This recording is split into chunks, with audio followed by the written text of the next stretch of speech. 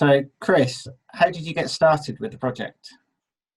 Yeah, so as Michael kind of said, we started out and we had this unmet need that we thought we found, and a unique way to address that with the sort of abundance of spring cleans going on. But the first question that sort of raises then is, okay, well, how are you going to get all of these bags of items and boxes of items from Northern Ireland across to Calais? And we wanted to sort of test that out and see if this idea was a goer. And I think first and foremost, Care for Calais themselves were extremely helpful on that front. Mm. So they have a logistics team that we could contact, and that was our first point when we sort of had this seedling of an idea. We reached out to them, told them what we were thinking about, and sort of asked for a bit of a steer on how donations work on that front.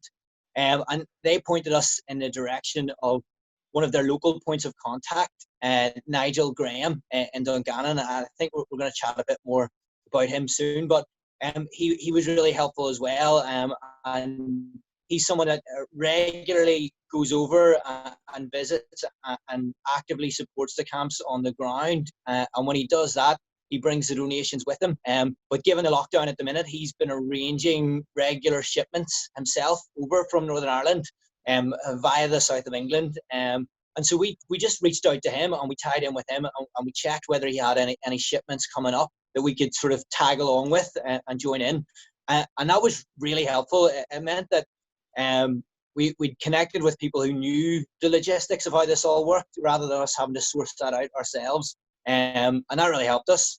So I guess the next part of it then was spreading the word. And we use social media quite a lot for that. We compiled some graphics and pulled together some information from Care for Calais that sort of set the scene and told the story that we wanted to tell, and listed out the sort of key items that were needed on the ground. And then we reached out to our friends, our family, and things like that. And we also looked at sort of local businesses and local NGOs and organisations that maybe had a tie to that particular cause and had an affinity with refugees, either locally or globally. And we reached out to them and asked them to spread the word for us as well among their membership and among their supporters.